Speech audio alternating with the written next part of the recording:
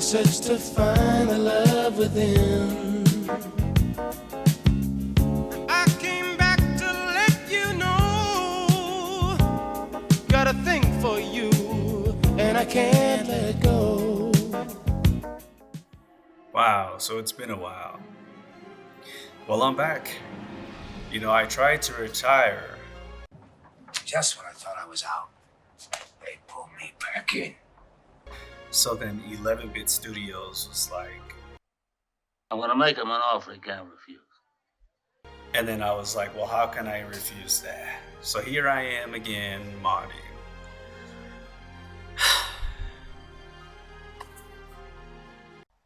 So let's get into it.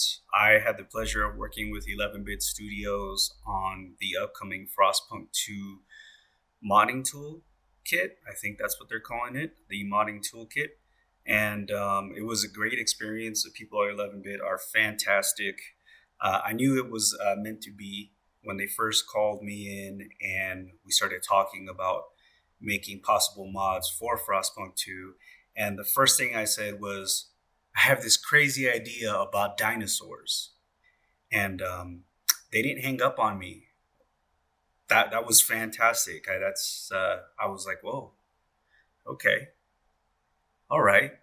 Well, then I just started spouting off a lot of nonsense, like I normally do. I normally make mods that make no sense, and putting things like dinosaurs, UFOs, and some creatures of Ava, some altars into Frostpunk, things that really just make no sense is really my hallmark.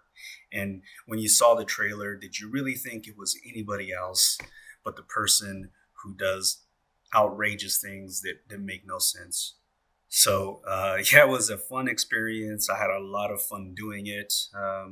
And yeah, let me walk you through a couple of things. First off, the modding toolkit is absolutely amazing. You can do absolutely everything in there. And I know when people say, hey, your imagination is a limitation, you kind of roll your eyes like, yeah, right. Okay, so what's going to be hard coded?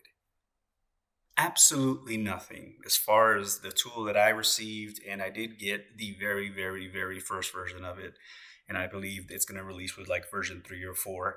But I pretty much did anything I wanted. When you're modding a game, sometimes in the analogy of a car, you gotta break in through the window, you gotta hotwire the car, just to drive it. And then some companies, they leave the door unlocked, and you can just go in there and you gotta hotwire it yourself.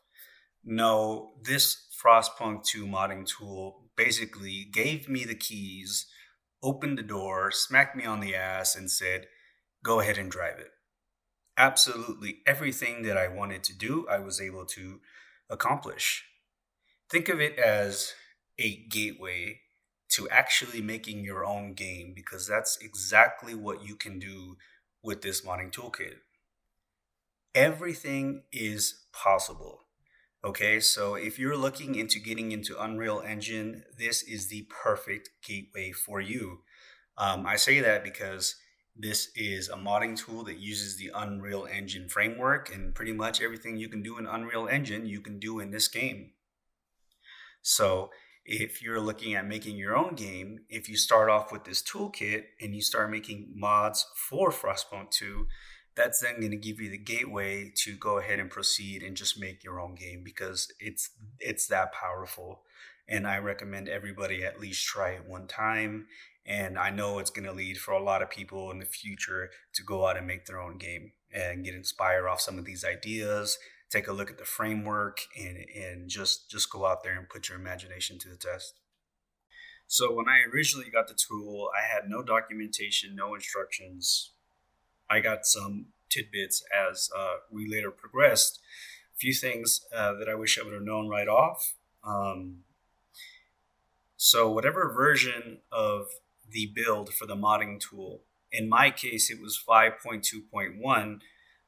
If you're going to import any already made Unreal assets into the modding framework, ensure that they are compatible with that version. Again, in my case, it was 5.2.1. I don't think it's going to be the same. It might be.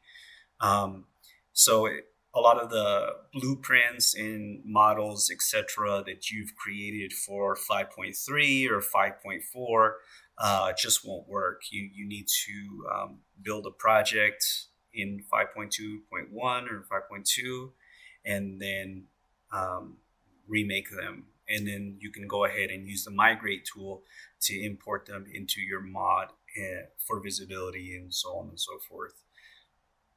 With that said, the majority of the models that I'm using, for instance, like the UFO, the Martian mod, the Dragon mod, the Creatures of Ava, or the Altars, I don't really think I'm going to continue that. That was more of a showcase to display all the different things that you can do within the engine. As I said previously, my first mod idea was this Jurassic Punk, which was actually Dino Punk. There's a couple of people that guessed it off of the trailer. They were like Dino Punk or Jurassic Punk. It was cool because it was Dino Punk for the majority of it. Then it was kind of changed to Jurassic Punk at the end. Um, and then I was like, wow, I guess we thought of really good names. So yeah, Jurassic Punk was the mod. I'm gonna go ahead and go over my vision of what I envisioned for this. Unfortunately, I have to rebuild it after launch because, like I said, I was using like the pre-alpha version of the tool, and it's not compatible with later versions. So I have to rebuild everything, but no problem, that's fine. My original pitch was this to make a world where, not only that, but that dinosaurs reemerged, and there was a faction that wants to use dinosaurs, wants to live in peace with them, and then another faction that wants to use dinosaurs as like intimidation tools and very warlike. So my initial thoughts were to create two different factions. Each faction had different types of dinosaurs, carnivores and regular ones. I don't know the name of the other ones, but yeah, that was the original vision for the mod, and I was going to make a whole skill tree for that in taming dinosaurs. And once you tame dinosaurs, they help things. Like, for instance, certain dinosaurs help with the frost breaking aspect of it. Some do help with like intimidation and making sure that your people are doing good. Some help dig up resources and things like that. So I had various dinosaur models. I think I was up to like 20 different dinosaur models and animations and things. And so that was the overall vision for Jurassic Punk there. I'm going to finish it. I'm probably going to let this release go. I've been working kind of hard on a few things. So, I mean, right after the arena on CK3, I thought I was going to take a break and then didn't take a break. So I'll probably take a little break, but I will pick this up and finish out this mod. And I'll see. Hopefully there's a lot of mods out there already by the time I pick this up. So that's cool. I think this community can thrive as long as everybody kind of works together and shares information. I put out a couple of guides on Mod.io under Frostpunk 2. So hopefully that'll help some people do things like, create a drone cam so that you can, kind of fly around and check out your models and things you want to do, as well as like jumping around, finding certain sandbox levels, and so on and so forth. So hopefully everybody uses all that.